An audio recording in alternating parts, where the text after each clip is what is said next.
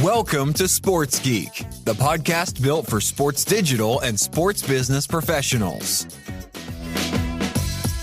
And now, here's your host, who spends far too much time watching stadium scoreboards to assess commercial assets, Sean Callanan. Welcome to episode 343 of Sports Geek. This week's episode is with a return guest, Stacy McGranor, the Director of CX Strategy at the San Jose Sharks. She comes back to the podcast because she visited me in Australia. You might be listening to this episode on multiple podcast platforms. It's available on Spotify, Apple, Google Podcasts, my favourite Pocket Casts. Please, if you can, if the platform allows, to leave a review. Really do appreciate it. They do help with the iTunes rankings and the like. But you could also be listening to this episode or any other episode at sportsgeekhq.com, which is where all the links to the episodes and also links from recommendations from the guests are. So I really do appreciate it. Really good to catch up with Stacy on a podcast and recap her recent trip. We discuss her visit here, her insights into the sports industry, and also the Money in Sport conference, which she was also a speaker at. And then she quizzes me a little bit on the recent SEAT conference, as she was in Australia while I was in the States, and she missed out on it, unfortunately. So I hope you enjoy my chat with good mate Stacy McGranor.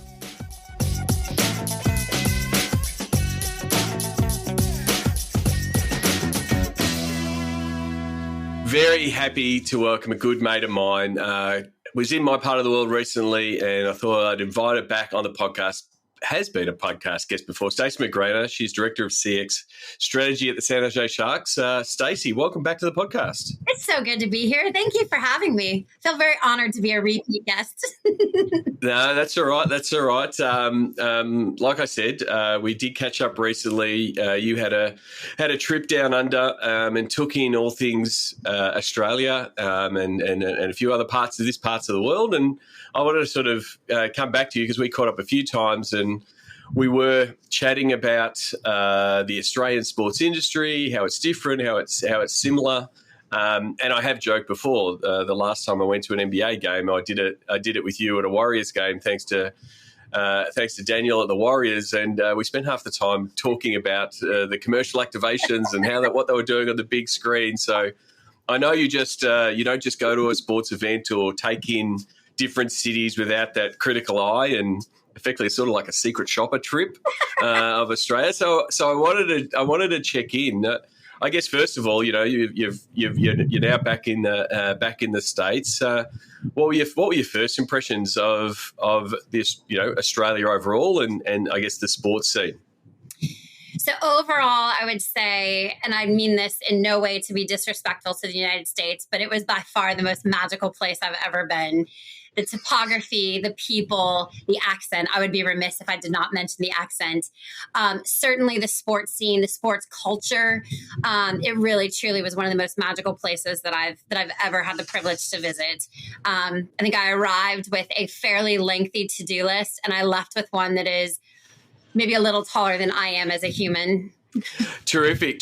So, in your travels, you came to my hometown and caught up with me in Melbourne, which, I like to think is now in this recovery mode to being the sports capital of the world again. But then you also went to Sydney and also spent some time in Queensland, but you also got to take in some of the big stadiums. Fortunately, I was able to get you a ticket to the MCG to see my Pies on King's birthday weekend. For those who don't know, it used to be Queen's birthday weekend. It has no relation to actually when the Queen or King have a birthday. It's just a reason for having a holiday. But it's a big Monday game, Melbourne and Collingwood. And unfortunately, I was in the States on business, but lucky enough, you were able to take my ticket. What was it like going to the MCG for a big AFL game like that? So maybe I'll start with the fan perspective. So it was my first AFL game ever. And so it had been a really long time since I had shown up at any kind of a sporting event and knew nothing about the game that was actually happening on the field. So that was incredibly exciting. And it was a it was a really powerful reminder of the impact as sports professionals we can have on people who are attending something for the first time, how meaningful it is, how memorable it is, and how much there is to take in. So I will confess that probably for the first 2 quarters, so the first half in essence, I was way more of a fangirl. And I was annoying your brother and your son and your nephew with all kinds of questions about what was actually happening on the field.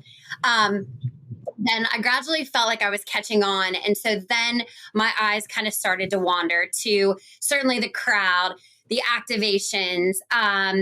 And then interestingly enough, I think the behavior of the crowds, it was very different to me in, at least at that particular game, just how intense and focused fans are on the game. So there's not a lot of the up and down, and there's not a lot of the in and out of your seats, or at least there didn't seem to be happening during an AFL game. So I thought that was fascinating. I would say too that the what was very interesting for me was that while it was a home game for Melbourne that day and a road game for the Pies, it was very different than US stadiums in the fact that it wasn't all kind of decked out as Melbourne, just because there's multiple tenants. And then I think from a business perspective, specifically the partnership side of things, the Big Freeze was amazing. Getting to see that whole pregame setup, all the activations, the involvement, the love from the crowd, the number of people who showed up super early for that.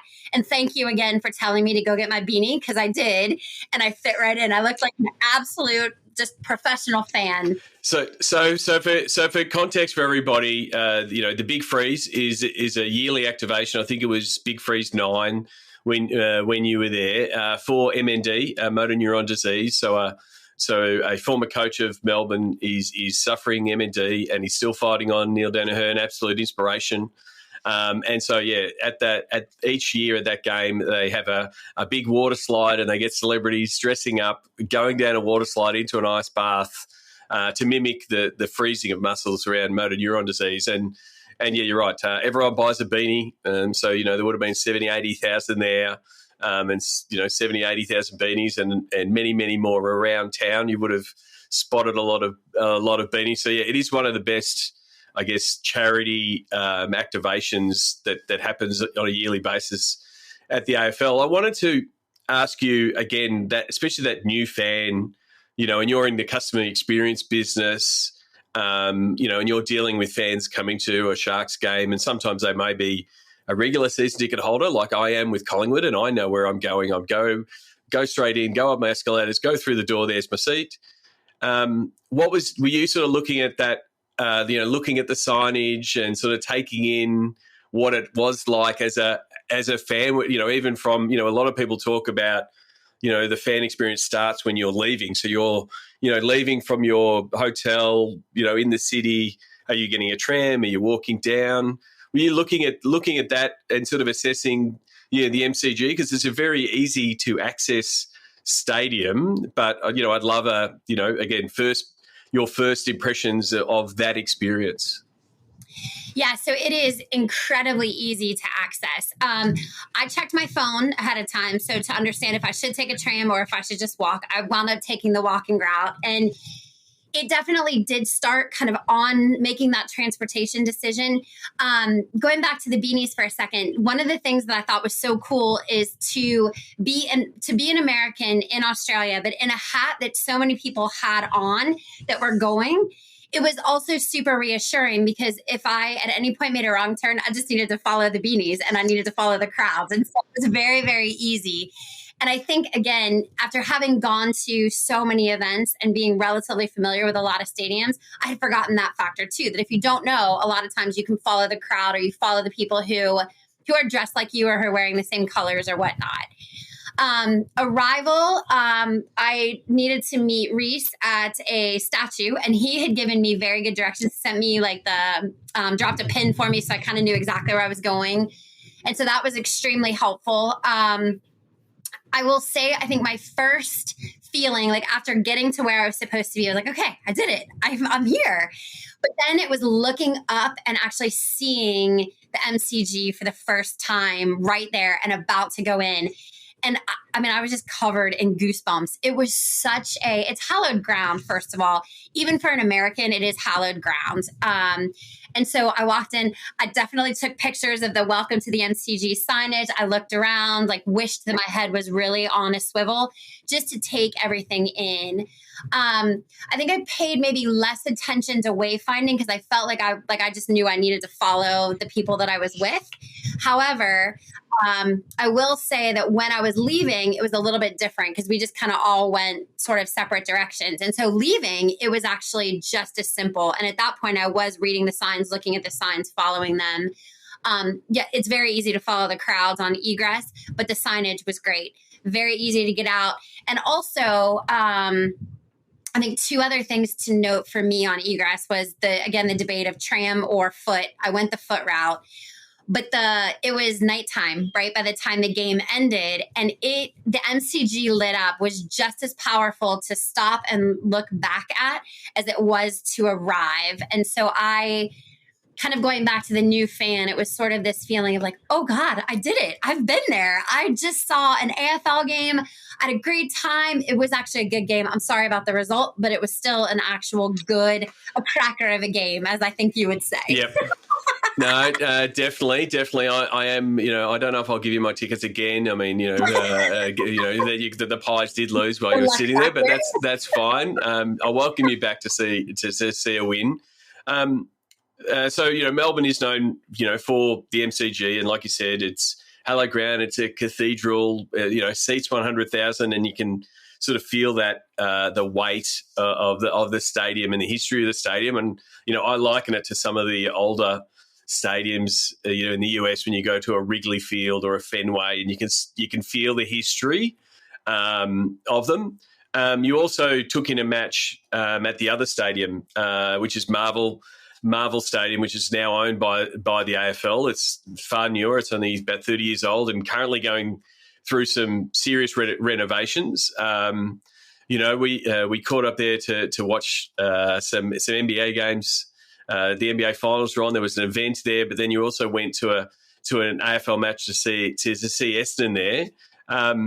What was your takeaways from that stadium and that experience? Because they're vastly different. And for mine, the Marvel Stadium is a little bit more like an American stadium. It was built by by Populous 30 years ago, and it still has a little bit of that feel. What was your takeaways from Marvel Stadium? So I agree with you. It did feel more similar to, obviously, aside from kind of the structure of the stadium and the actual field, it did feel a lot more similar to an American stadium experience. I think the one thing that actually took me off guard when I got to the Essendon game, so the day that you and I went to the viewing party, the roof was open. And so we could see the grass, and it was very open. It was a little chilly. The roof was closed for the Essendon game. And I didn't realize until that moment, like the moment that I walked in, that the roof actually opened and closed. So that was very different. It wasn't as full as the King's Day match. It was still a well-attended game. My seats were in a very different spot. And this time I went by myself. So I definitely counted on the signage, and I definitely needed to, I paid attention to my digital ticket of, okay, what gate do I have to go into? How do I get in? Who scans what? And really kind of had to actually focus in on what I was doing, because I'd been there before, but it was different. So I enjoyed being the rookie, and I was able to just kind of wander around and sort of take it all in and understand how the seats are numbered, how the sections are numbered, where the stands are, how to access food and beverage, how to get kind of from place to place and all of that. I wound up sitting right behind one of the goals, and it was terrific. I mean, the view was great. And for my American friends who aren't aware, I have to say that, like, the finger guns for the goal scores, it's the best thing. And so I got to see a lot of those at the Essendon match, and it was heaven.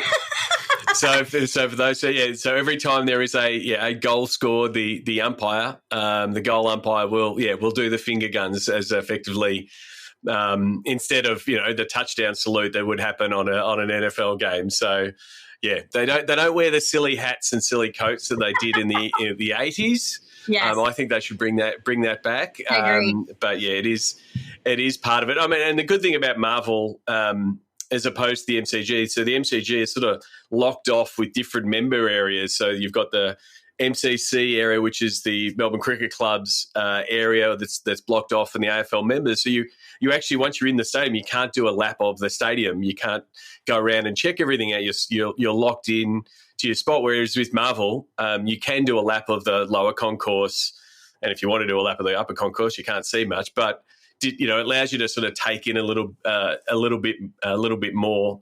It's been Marvel now for a couple of years. With Disney doing their best to activate it and with different Marvel characters. Did you take in some of that and sort of see some of the opportunities for, to engage young families and young fans? I did. And so and it has to be incredibly impactful to younger fans and then obviously fans of Marvel.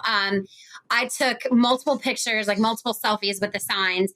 There is a comic book display, I think on the lower concourse, that's these giant, almost life-size displays of comic book pages, which are so colorful and so attractive and just an incredible display. So I thought the activation was absolutely fantastic. I think... I wasn't sure kind of what to expect related to that activation because they almost don't have to do anything. The fact that it's just called Marvel Stadium in and of itself makes it something that is incredibly attractive. But I thought they did a great job of reminding you. And to me, to some extent, inside some of those activations and some of the areas that they have that are just activated with Marvel things, you almost felt like you were a character, that you were standing inside of a comic book. And it was absolutely fantastic. I mean, it was wonderful. The other thing for me for Marvel that really stands out is the food and beverage experience. So very simple, hardly any lines at any location. And I was amazed at the ability to self-serve. So drinks, food items, and that kind of thing. It was very much a grab and go of hot food, of cold beverages. And yet the food was still hot and the beverages were still cold. So they kind of have it down to a science of it seems like, of kind of racking the products that are going to sell the most and letting people just grab what they need and go on out. And that was remarkable because I didn't spend hardly any of my day waiting in line. Yeah, I think there is a tipping point. Like I've gone to Marvel a few times with a larger crowd, and I think there is a tipping point of when it gets to a certain capacity that does have an issue. But they are, like you said, they've implemented some of the Amazon self-serve technology there as well. So I think that the AFL is pushing harder to, up the tech and up the experience in Marvel as opposed to a more traditional venue like the MCG. So it'd be interesting to see how that. When the renovations are finished and all the tech upgrades they're looking to put into the stadium, what it comes like. And the roof is one that they most of the time I think they now close the roof for AFL games just to give a different experience. But it does provide. It is the only stadium in Australia where they play AFL under a roof. The last sports experience you took in, we're recording this during the middle of the Women's World Cup, just to timestamp it in a couple of days' time. The Matildas are going to be in the quarterfinals, and you were lucky enough to catch the start of the tournament.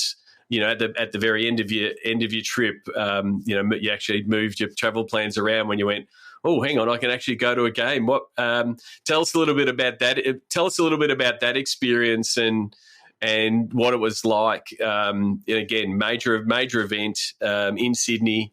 Tell us about that experience.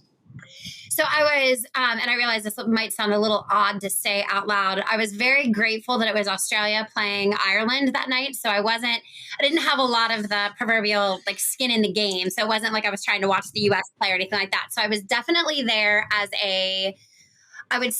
neutral.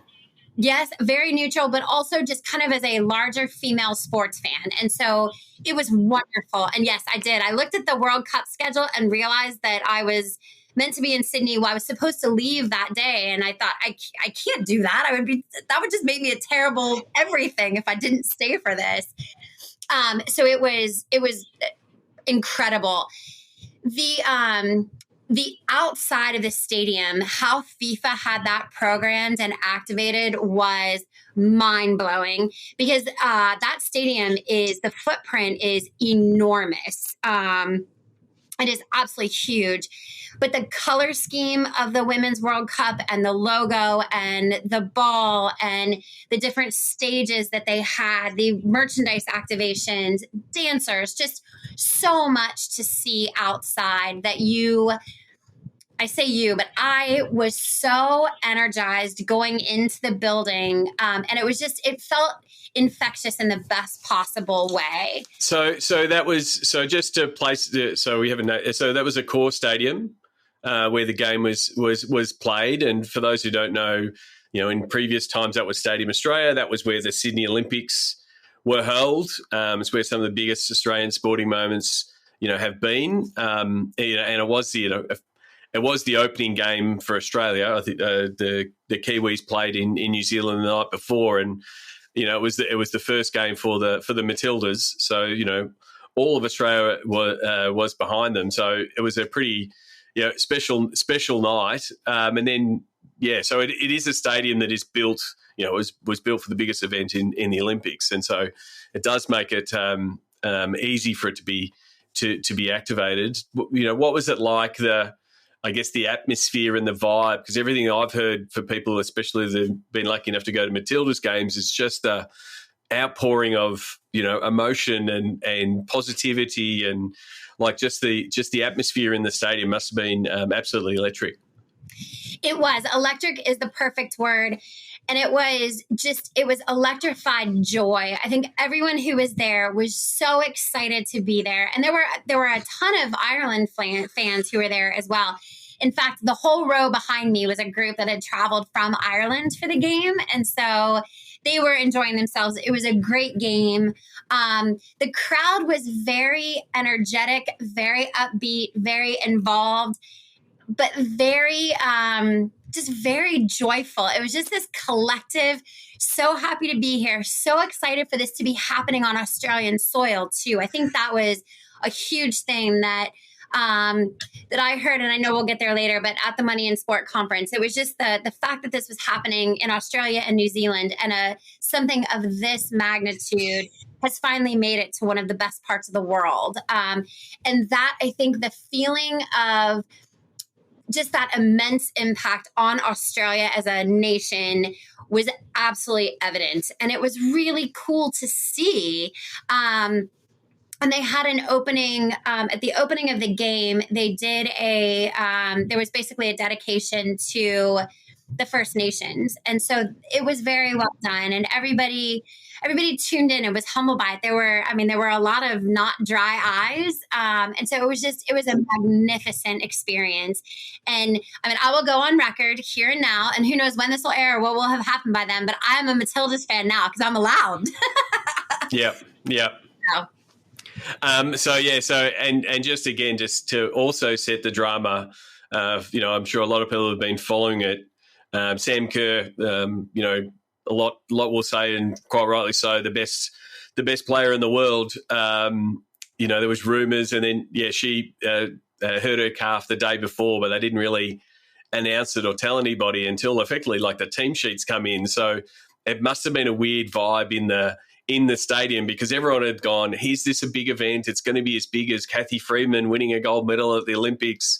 Here's Sam Kerr. We've got the best football on the planet." And she was out, so there must have been this sort of weird, tension, anxiety amongst the crowd of, "Oh my goodness, what do we do? No Sam Kerr." So thankfully, again, the match that was on, the recent match when she subbed in, the roar of the crowd when she subbed in was, goosebumps. I'm getting goosebumps now just thinking about it. So again, who knows? Hopefully, when you're listening to this, the Matildas have won a few more games. But really, really do appreciate, I guess, your point of view and perspective. And you mentioned there your travel schedule also aligned when I was going to be up in Money in Sport with Lou Sticker's conference there, looking at the world of sport from an Australian point of view, and it had a strong strong football focus in the lead up to the World Cup with James Johnson talking, and a lot of talk about football and the impact of what the Women's World Cup would be. How was that for an experience to sort of get and meet more, sports colleagues, people in the industry, find out what they're doing? How did it compare to a US conference, but also did you get some good notes on the Australian sports industry and how it's different or similar? I did. So it's a little difficult to explain, but I will for the sake of the podcast. It was very different for me to be the foreigner. So I will say that kind of, and I just sort of need to kind of get that out of the way. It had been a really long time since I had been to a conference where I felt like every panel or every presentation, I learned not just one or two things. I mean, I learned a dozen things hearing from everyone who presented, and then also just talking on the breaks and at lunch and that kind of a thing. For me, I think maybe this is, and I say this humbly, I didn't realize just how much more global I think the Australian perspective on sport and sports impact on the world is versus, at least for me, in American sport. I think we spend a lot of time considering so just using the Sharks as an example, the Sharks' place in American sports. And it felt very different in understanding Australian sport, because it felt to me like Australian sport was being considered as a larger thing in the larger globe. And so it really, it was a really good prompt for me to think differently and to think more globally and to really understand, yes, the Sharks matter in the NHL and in the American sports world, but then the NHL matters in the global world. And how are we impacting, I think, the world at large? And I really appreciated that everyone I met that day had that perspective and was able to offer something, either, it could be New Zealand, it could be China, it could be Europe, it could be Africa. It was all over. And I really appreciated that, and really appreciated kind of the gigantic opening of my mind that I think occurred that day. And maybe I'll go so far as to say expansion versus opening. It was a really incredible day, and I was tired when it was over. It was a lot of learning. Yeah, it does. It does get a bit that way. I mean, it is something that I think the Australian sports industry does well. I think they execute really well on what they need to do here, but they're always like looking abroad. And looking to the US for best practice and what are they doing, there, whether it be in the NHL or in the NBA or the NFL, but then also what are they doing in Europe? And so always looking to learn and bring the best pieces back and saying, well, how does that work in our market? And I think that's why the Australian sports industry, has that mix of, the tribalism, and membership piece that's very European and very English sort of background, but then the commercialization aspects and learning from people like yourself around data and what does that do and how do you commercialize it. I think there's a lot of Australia's looks to the US for that, and it does. It is an expansion thing, because I think it's not. I don't think it is a US thing. I think there's a lot of teams that look across the court or the field and go, well, how are we competing against the other teams in our league? And then they'll go, and how are we competing against the other leagues that are near us? Our neighbours to the north, what are the Warriors doing? What are the 49ers doing? And they're all the people in our market but then to look at, what is happening in a city like Melbourne or what is happening in a city like London, it's just as applicable. And it does, give you a far more, a bigger canvas to, like I say, steal with pride and get some really great ideas. But then also that piece of like what, we're seeing now a lot of, I did a panel about international fan reach and developing fans, internationally. And that's something that the US teams are now, looking at. What does it look like for us to have, international fans? How do we service them, or how do we talk to them? They may never come in, they may never see a live puck, but what could the impact of them being, following us? So yeah, I mean, I love that. That's a takeaway. It's it's the reason that I travel to the States and do sports geek trips, and people think it's a lot of fun, but a lot of it's, like you said, it's research and understanding the trends that are happening in different parts of the world, because it can be applied, with the right strategy and the right people, you can apply it, and scale it to your team in your market. Absolutely. And then the other stuff that I wanted to talk. Was there any? You sort of said there was that expansion, but was there a couple of real big light bulbs at Money in Sport that you sort of went away and scribbled it down and then put a couple of asterisks next to it and a couple of stars next to it, underline it a few times, that you've sort of put on your here's on my to-do list? So I think probably two things for me. I think one, there was one of the presentations, it was the Angel City FC, and granted, selfishly, that's the American presentation.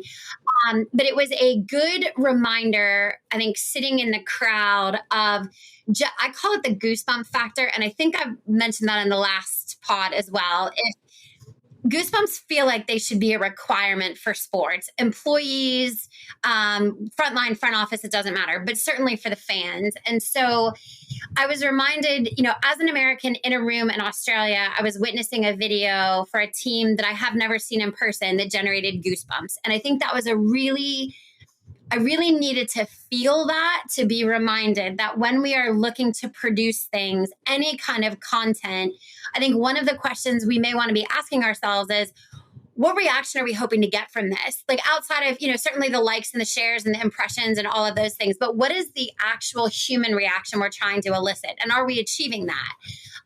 And so I think that certainly stood out to me. Just on that one, like, you're talking about that as, you're watching a piece of content or a film, and it's something that we do a lot in the digital space, but especially in your space of customer experience and user experience, and you would have again documented and remembered, and they're really embedded memories of walking into the MCG, the roar of the crowd, when the finger guns go out and the pies are coming back, or those kind of things, which are goosebumps in the big way and in how the experience happens. But then there's also the mini goosebumps of just a nice experience, or the way you've been treated in going to your seat, or, like you said, the fact that you were able to walk in somewhere and get the food quickly, or the variety. Like, there's a bit of that the goosebumps of doing something amazing and a great video and people reshare it is sort of the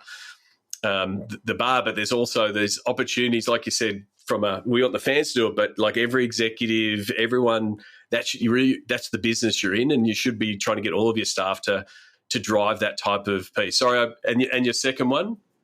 So my second one, it's very weird. It's like my thoughts are showing up in bubbles above my head.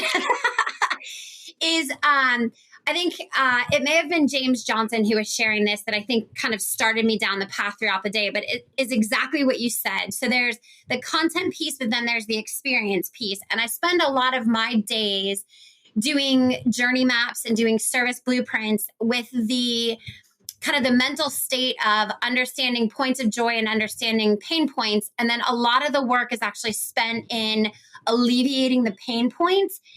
And I think after Money in Sport and hearing a lot of those conversations, and most importantly, the excitement on the faces of every Australian there at the possibility of the World Cup, the Women's World Cup being there, and then the Brisbane Olympics, those two things, it made me realize that amplifying joy is equally, and I think maybe in some cases more important than alleviating a pain point. So it's making sure that for me in kind of my everyday work, that I am looking at the peaks just as much as I'm looking at the valleys, because they're both critically important. And I think sometimes we forget and we just sort of, if it's good, it's good. The old adage that if it's not broke, don't fix it. But not fixing it doesn't always mean what we think it means. And in a case where it's good, if it gets to great, the feelings that are induced and that are elicited, I think that's the point at which that's when you start to really capture the heart and you capture someone as a fan. And then from there is when you worry potentially about the wallet, right? Heart, then wallet. But it is, and it's, and the tough thing for you, for yourself in that role, those big moments and those peaks sometimes can't be quantified in data. Like, ideally they're sort of like, oh, that was amazing. And yeah, someone might share it or they might, but more likely than not, like you've been doing, you've probably told, 100 people about the amazing experiences, but you've done, all word of mouth. You said, oh, Sydney was amazing and the World Cup was amazing. They felt like, and that's really hard to quantify, going back, but it does have that longer tail effect, and, James, talking from the FFA, he knows all those people went to the game, most likely will come to another game. A lot of the girls in that audience, went home, got a football, started, doing keepy up when they went home.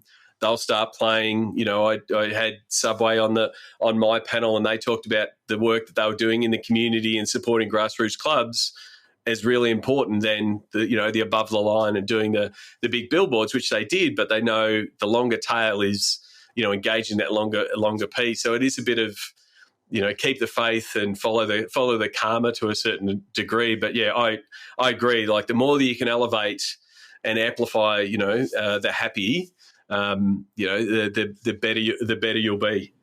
Absolutely. I would say to that end, as a person and as a consumer. So after my King's Day experience, you hooked me. I mean, I'm a pie now, but I was out looking for things for my nephews, and one just loves all things sport. And so I took him home an AFL ball. It's a Collingwood one. It's got the song on it, 9 yards. And so he knows nothing about them. He's like, oh my God, I love Collingwood. So there you are. So I told him, I said, it's go Pies from here on out. But the experience that I had, the people that I met, the enjoyment at the game, the amplified joy is the thing that led me to purchase that for him, and to be really excited to share that with him and to actually pass that on to the point where I'm like, okay, at some point you and I will go back to Australia and we'll go to a game. And it's that feeling. And so emotion drives so much down the line that, to your point, we can't always quantify, but we need to stay aware of, and we need to stay cognizant of, and we need to stay present when it comes to managing it. Definitely. One of the only downsides of you being in Australia was we then didn't cross paths. Like for half the time you were in Australia, I was in the US. But yeah, I was lucky enough to go to SEAT, and you were still in Australia. So I wanted to sort of, you were asking me before we went on how was SEAT, and I thought, oh well, I'll hold it until the podcast. I'll leave the good stuff for the podcast. So, yeah, I mean, held in Salt Lake City. I've never been to Salt Lake before, and most of the conference was held at Rice Eccles Stadium, which is really, really nice stadium. But Josh did a terrific job. Rebooting SEAT. It was great to see so many familiar faces. The OGs, as we like to say, of SEAT across digital and data and tech. And I think the main thing, you were talking before about, some of the takeaways, as someone who's done a lot of remote interviews, I did the Sports Biz Zooms through COVID with 60 people having a chat. They're all great. But, having effectively a couple of weeks apart, going to Money in Sport and catching up with a bunch of people I hadn't caught up with in a couple of years because the conference scene had sort of slowed or stopped, and then doing it again at SEAT. I think it was a really good reboot. There was around, again, Josh can confirm the numbers, but it was 350 or so people there. Some really good conversations.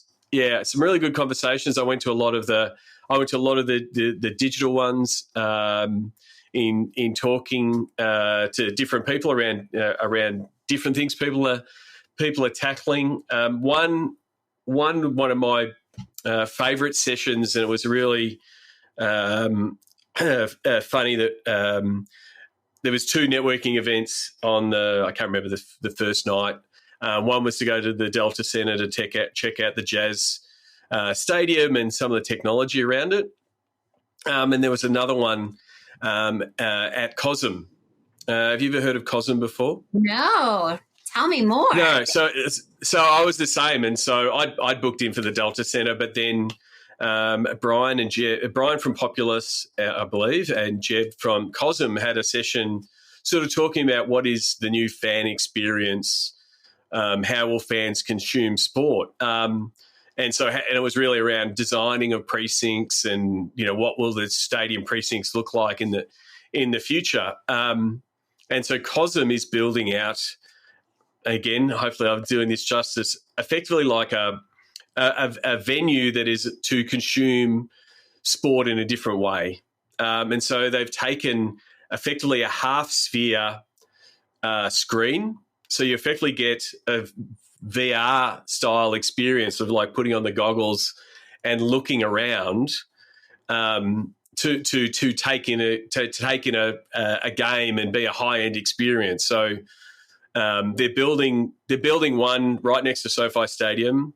I think they're building one in Dallas, and the idea is, not everyone can afford to go to an NFL game and have a high end experience. Whereas this is sort of this mid tier. You can go there, you can book a table, you can have a great food and beverage service, but you're getting this, 360 degree, it's like you're sitting on the ice if you're watching the ice hockey game, or you're right next to the ring in, the octagon at a UFC. And so we were there it was the first session that morning, and I messaged Fawn and said, we're changing our RSVP. We're going to go to the COSM thing tonight. It sounds good. It sounds interesting, looking at that precinct marketing and all that kind of stuff. And the buzz on the day, everyone goes, what are you doing? Chip Foley goes, what are we doing tonight? I said, I'm going to go see this COSM thing. And so it really sort of spread word of mouth. Say, we want to check this out. This seems pretty cool. And then that night we went there, and it was effectively a trial venue. So it was them testing out all their tech. And so the sort of sphere circle, and I'll share some of the images in the show notes. The sphere circle, like they showed, this, we've been leveling up tech. And again, I'm not going to get the specs right, but they said, this is what a normal cinema screen looks like with this brightness. And then they went, click, this is what an IMAX looked like. And it sharpened a bit and got a bit deeper. And then they went, this is us. And they clicked, and it was like, holy hell. Like the blacks were black, and, to have all of those geeks, there's a lot of tech folk and stadium folk there. Like they're all pulling out their phones and they're all going, what the hell? And so they showed like last year's, they showed the men's World Cup final, and it was like you were standing on the, on the end line. They showed an NBA game where they set up different cameras. And so, and then they said, oh, by the way, this is the Sistine Chapel. And it was like, it's like we're there. Like we could turn around, take a photo, and hey, we're in the Sistine Chapel. So it's going to be interesting to see how it goes from a content point of view. Like it'll be a great place for, hey, I want to go to watch the Super Bowl. Awesome place. Book a table with 6 friends. But what does the model look like on a, Monday Night Football on a regular week? Who's going to go? Like it's got that Instagram, wow, look at me, look at what I'm doing type of factor. And it's sort of the how it's been proposed is this the extension of a precinct to be able to, watch and consume sport in a different manner. So it was a bit of there was a definite wow moment to being there. And it's really exciting to see, and again, just the technology alone of, like there was one activation where they did a Stranger Things piece where they went, oh, this is upside down world. And they effectively flipped like the ball, and you literally, you've got vertigo thinking, oh, I'm going to fall over here because you were so immersed in the audio and the visual experience. So it's going to be interesting. I'm looking at it, go, oh, imagine what that place would be like when there's an Olympics on, or when there's a World Cup on, or during the NBA playoffs, those kind of things. Really, really interesting. And because they come from planetariums and museum sort of background and doing that kind of stuff. But the tech was amazing. So it's going to be interesting to see as they roll out, what they're like. Absolutely. That's really interesting. That's really exciting. Maybe a tourist point for you. If you have time, go to the Skydeck in Melbourne, and they have a VR experience where they take you through all of the important things in the city of Melbourne, historically through today. And I definitely felt like I was on a roller coaster. Like I was holding on to the side of my chair. Yeah. That was the other thing. That was, So before I get back to those last people, so for those who didn't go to Seat and saw some of the pics and, like yourself and had FOMO because you were seeing everyone together, it definitely felt Seat-like. It felt like the old Seats. And it definitely feels like it has the momentum for what the next seat and what the next iteration, Josh is looking to build. I'm actually catching up with him later today around, hey, what does next year look like, but also what happens in between now and next year. So I've always been bullish on Seat because I think it's the people that are involved. And it's not just the original people that I knew. There was lots of new folk there that, one, were sharing terrific insights, learning a lot, and hopefully, going back to their businesses and teams and saying, this is what I learned. We want to go back next year. We want to be able to present those kind of things. So, really, really positive and, absolutely had a blast. Good. I love to hear that. Kudos to Josh. That's wonderful. I'm so glad he rebooted it. That's great. And I heard nothing but good things, and I definitely had FOMO. I'm still in the chat from a couple of years ago, and I opened it up, and I was very sad. I did that deliberately just to people to find out where we were. Yeah. The last one, you did mention you were a tourist. And, you talked about expansion of mind and looking at different things. And, you took in some sport and, they're very easy to one for one and they're similar. But when you are a tourist, you go and do more tourist things. You go to museums and you take in shows and you take in other experiences, and they all have different ticketing experiences, different wayfinding, different onboarding. Was there some things, again, that you sort of took away, in that secret shopper mode to go, one, that was a terrific experience. How could, what does a Sharks version of this look like? Or, was there any from your travels that were highlights? Absolutely. And there were a lot of them that were tremendous. There was one, and I don't want to offend the tour company. There was one, though, that really stood out as a terrible experience, I think, overall, kind of start to finish. And that was the one that stands out in my mind. And it was just start to finish. It just wasn't what was promised on the website and in the description and even in the imagery was so radically different than what actually transpired throughout the day. That I definitely took that as a key kind of lesson, I would say. And we need to be very careful in not the words or the imagery necessarily that we use, but that we can fulfill the promise of what we are saying we are going to deliver. And I think sometimes we spend a lot of time on the messaging and not enough on, especially with new products or new experiences, and not really enough maybe to make sure that in reality it is going to live up to the hype, to the expectation, or to the promise. And so that one really stood out. So from a sport point of view, and there can be the passionate blind spot of the fan that sort of just smooths over that. They go, oh, that wasn't really great, but I got to see my team, or, oh, but we won.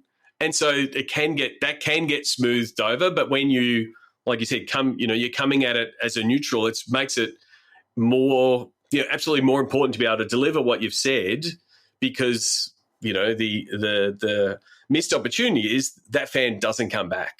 and like we were talking about before of amplifying joy, they go, oh, I went, but this wasn't great, and this wasn't great, and you undo all this good work if you don't, deliver what you're going to say. Yes, and you said something really important, because at least in my opinion, experience is the differentiator, and it's the thing that helps kind of, when the performance on whatever the playing surface is subpar, the actual experience that you have is the thing that helps you. I can't control what happens on the ice, but we can do our very best to control everything else. And so wins and losses can be mitigated. Well, losses can be mitigated by a high quality, high caliber, joyful experience. I had one of those as a fan just a couple of days ago. I have so many good things to share about a Cincinnati Reds game that I went to, and they lost that day. But it was one of the best times I've ever had at the stadium. And so it really can be managed. And so, yes. So I think winning will help ease possible negativity in an experience, but a really great experience will ease the pain of a loss every time. So that's pretty much the business that we're all in. Because again, when we're working on the business side of sport, as much as we want to provide, there are people working in the back of house and providing technology and solutions to help high performance and help the wins and bring more wins in. Absolutely. You hope for it. You can't plan for it, but you can plan for a great experience. You can plan for the surprise and delight. You can plan for being responsive when a fan does have an issue.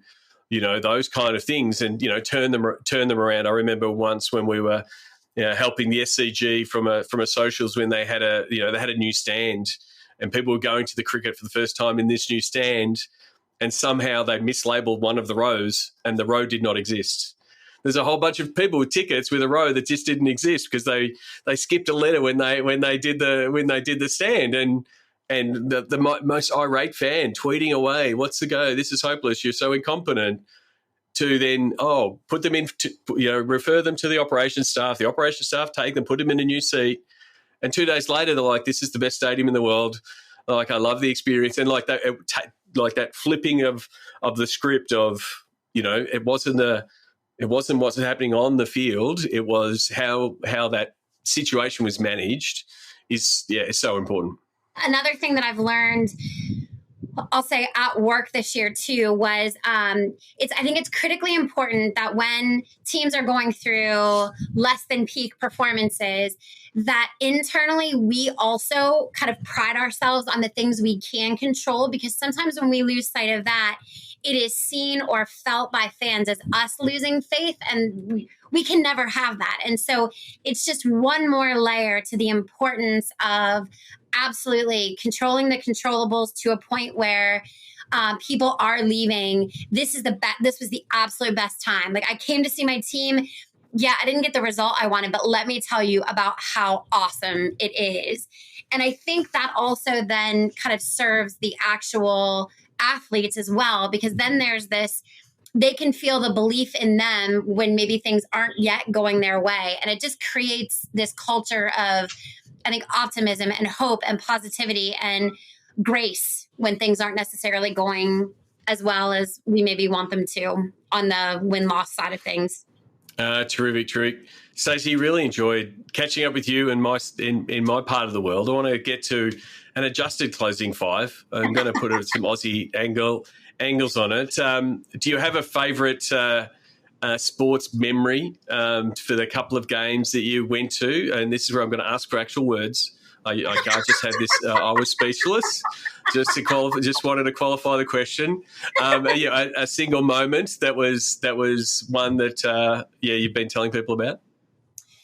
The big freeze at the MCG on the King's birthday, the whole thing, the community, the beanies, the inspiration, the togetherness, all of it. It was seeing when that started, I felt frozen in time, and I do not mean that pun, and it wasn't intentional, but it works.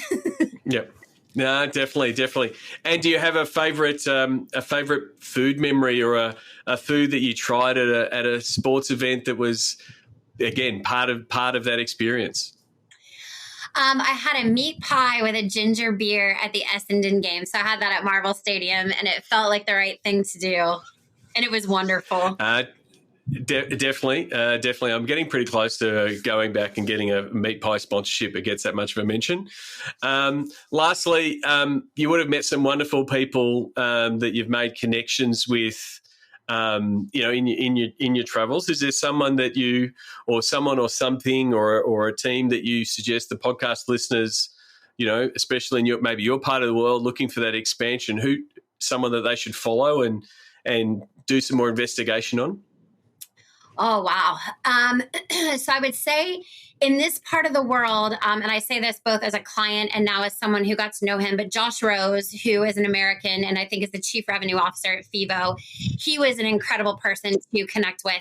I was delighted to have connected with him, certainly in Australia, but that's something on the American side that I've really enjoyed. And I can't wait to see and support their expansion, certainly into the Australian market and also into the European one. I really enjoyed meeting Lou Sticka at Money in Sport, without a doubt. That was an incredible exposure, and I greatly appreciate it. And then maybe I would say Ned Coton, had a really wonderful lunch with him to catch up. Also, obviously, we connected with him at the viewing party. I think it's interesting to see what they're doing in the CRM space and then really navigating, I think, the data world and what that looks like in sports and in entertainment. And then their take on American sport is very different. So I think their presentation of the importance of CRM is, it's a unique positioning. And then you, of course, sports. Thank you very much. Good to see both Lou and Ned, fellow Sports Geek podcast alumni. So good to see the caliber of guests actually hitting the mark, and that's why I have them on, and that's why I have people like yourself on for a second time. Stacy, thanks very much for coming to the podcast. If people want to reach out and find out more about Stacy's Down Under adventure, it sounds like that should be a book or at least a short story, or maybe a Netflix series. I don't know. How should they? What's the best platform for them to reach out to you and ask you how your trip went? So certainly LinkedIn, just Stacy McGranor. I would love to share anything or to answer questions or to hear anything. I put a lot of I shouldn't say that. I put less than probably the 1,000 photos I took, but they're on Instagram. I'm at the Coral Goddess, which you have to direct message me for the reason behind that handle. But I took a lot less photos than I took a lot more photos, but didn't share as much because I was super present. No, exactly. Very good. Thank you very much, Stacy. And like I said, you're always welcome back to my part of the world. And let's decide where next continent we catch up on, whether it be North America or Australia, and maybe it's a different part of the world next time. I'm game. Thank you, Sean. This was an absolute pleasure to see you there on screen for the pod. This is wonderful. Thank you. Learn from the Sports Geek Amplify Season 2 cohort. Trajectory, Xtonet, SeatGeek, Sponsor CX, and Stats Perform. For more, go to sportsgeekamplify.com. Thanks again to Stacy. You can connect with Stacy McGranor on LinkedIn, send her a message on Twitter, or message her on Instagram if you want more photos about her Down Under adventure. As always, I really do appreciate when you reach out to guests to say thank you, give some insights into what you got from it. Connecting more of my listeners with my guests is one of the joys, and it's great to see someone like Stacy connect with other podcast guests. So I like making those connections around the world. I completely agree with Stacy's finding of seeking new ideas from new locations, new industries. It's something that I've done over the past 10 to 12 years. It's why I've spent so much time traveling and also seeking out guests from different parts of the world, because I really do think there's opportunities to learn. And, if you've been listening to this podcast for a while, you would have heard the phrase "steal with pride." I do think there's lots of things that you can take away from different industries and different sports and different countries that you can bring back to your fan base and customize it for your own. So hopefully I'll deliver that a little bit with the podcast, but I'd love to hear your stories. If you've followed a similar journey to Stacy and investigated different markets, please let me know. Love to hear from you, especially if you've been a long time listener, but we've never had the chance to meet. If we haven't crossed paths at a conference or something like, please drop me an email, Sean@sportsgeekhq.com. Tell me what you're working on, what interests you, what kind of episodes that you do enjoy, what interviews you do enjoy. I'd love to know more and get some insight into, who potentially the new guest might be. And additionally, I love working with podcast listeners. So if there's a way that I can help you, your team, understand what they can do from a digital space point of view, from a digital strategy point of view, it might be in a Pick My Brain call, which can be done as a one-on-one call, or it can be done with a team, or, applying our digital to dollars principles to review your strategy and understand what you can do and how you can bring more revenue in for your team. Like I said, I'm happy to do so, and I really do love working with people who've listened to the podcast and are on the same wavelength, I suppose is probably a good way to put it. And a follow-up word, we spoke a little bit about Seed Conference in Salt Lake City there, and, Stacy had a bit of FOMO. Hopefully there was a fair few people that had a bit of FOMO. I think it was well-deserved.